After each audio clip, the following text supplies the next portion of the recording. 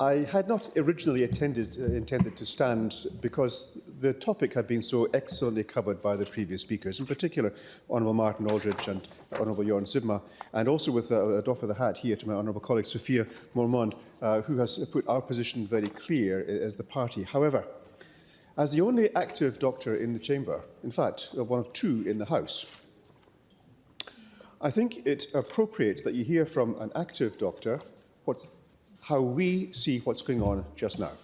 There's a number of issues which we need to deal with. The first question we have here is this actually an emergency? What need is there to have an emergency declared when the situation actually is under relative control? Now, I'm going to give an example from my own personal clinical life. There was some time back working in the wheat belt on my own, well, the lone doctor, certainly with plenty of help from the nurses and AMBOs. A woman was ejected from a car at 100 kilometres an hour at night and lay for one night, 12 hours, severely wounded in the dark. She was brought in to my ED, and of course I saw what was happening. I heard how the accident had happened, and that's actually a major problem. Calling the RFDS is fine, they've got to get there. I had an emergency on my hands. Someone could very easily die. That is not something where you sit around saying, cup of tea, I wonder what we could do, look at the options. No, you have to act. You have to take action. You have to get clarity, what's actually going on. My primary investigation to look at the urgent the areas we looked at, there's a possible, well, actually turned out to be a fracture of the neck.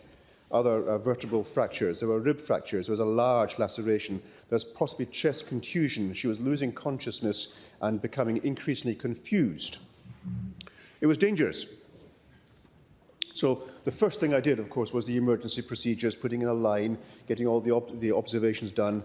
The nurses knew it was an emergency because on times like this, my voice goes very quiet because you don't want panic to happen in an emergency. When the voices get loud and you start shouting, confusion happens. So managing in an emergency, you want clarity. You want an idea of exactly what is going on to judge the situation. The secondary review of the patient, once she had been relatively stabilized, reassured me that she might die, but everything possible to keep her alive had been done, was being done, and things were on the mend. Yes, she was continuing to lose consciousness. There was actually effects on the brain. I couldn't affect that. I wasn't a neurosurgeon. There was no facilities there. But help was on the way. So she had been stabilized.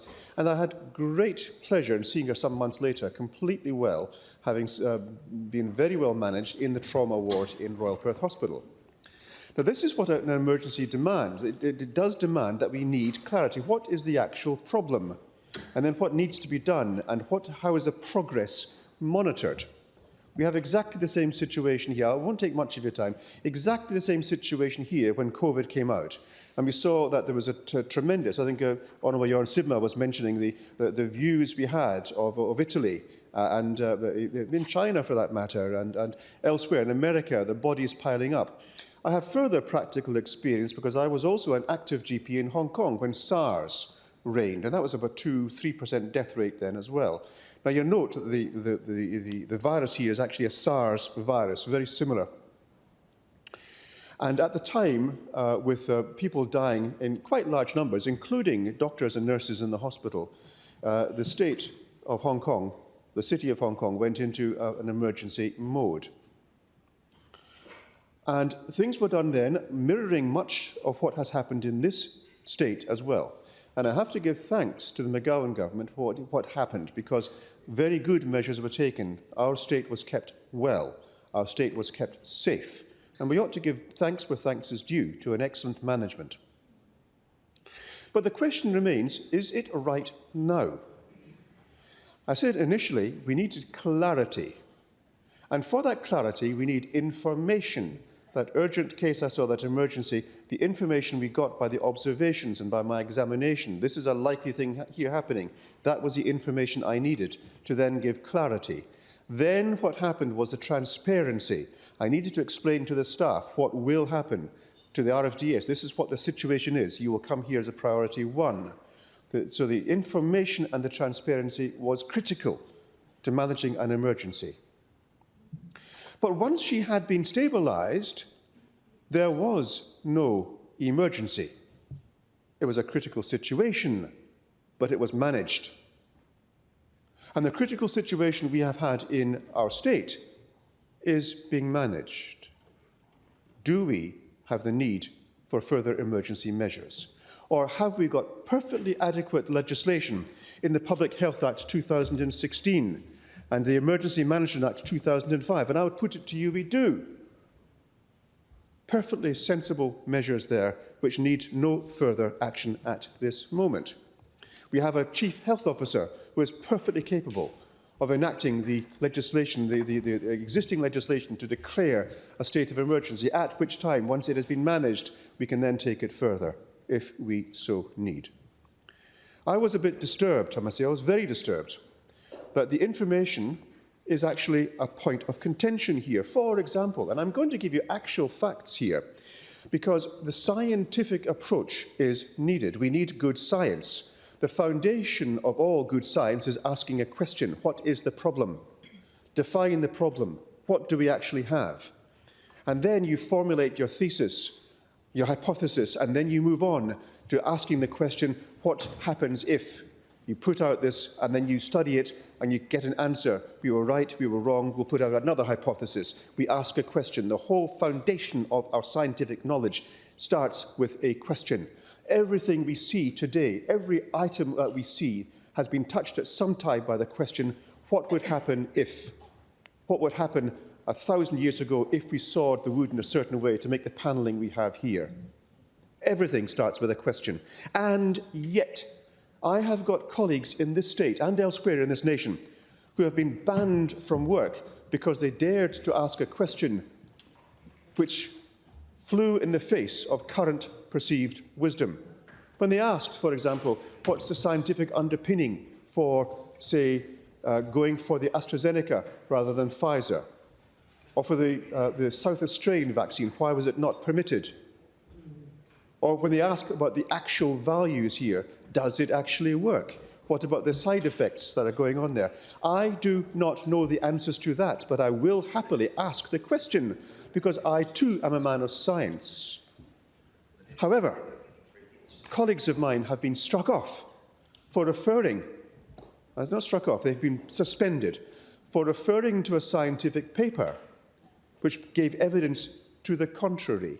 So the very foundation of our scientific community has been threatened by threats of sanction for daring to ask a question. And on behalf of all of my colleagues, I would like every single colleague of mine to be able, free and openly, to ask questions which demand answers. I, indeed, did the same thing with our current health minister. I asked a question on behalf of some people who are concerned that mothers who had been immunised, that they had a higher level of infantile loss, of early pregnancy loss. So I did what I had to do and ask. Rather than in open Parliament, which could cause embarrassment, I asked privately a letter to the Health Minister. I got a most insulting reply back, saying you should know better than to ask these stupid questions. But this is the same Health Minister who refused me access to the Chief Health Officer, who has the information I need, but has been prevented from giving it to me. So the questions I ask are being met with a wall. And this troubles me, because if I am being treated with such disrespect, what is happening to the people of Western Australia? And if the foundation of our science, asking questions and getting an answer on which you can base the next question so we can move forward in our knowledge, if that is being obstructed, then we have a problem, a systemic problem that needs to be addressed. But it does not mean that we have an emergency. It simply means that the systems in place just now are not meeting the needs.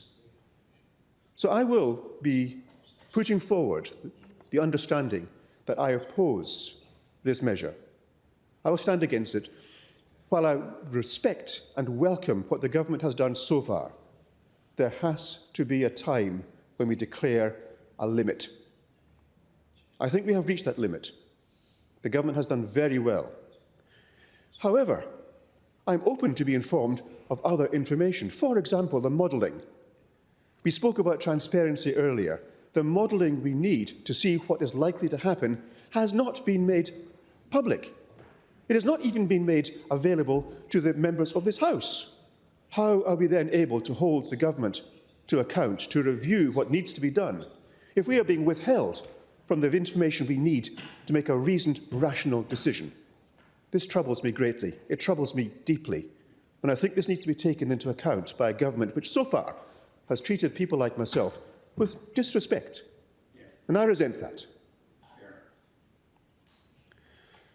So by definition, therefore, our science is flawed because we are unable to question openly and receive open answers which allow us to move forward. So science is flawed.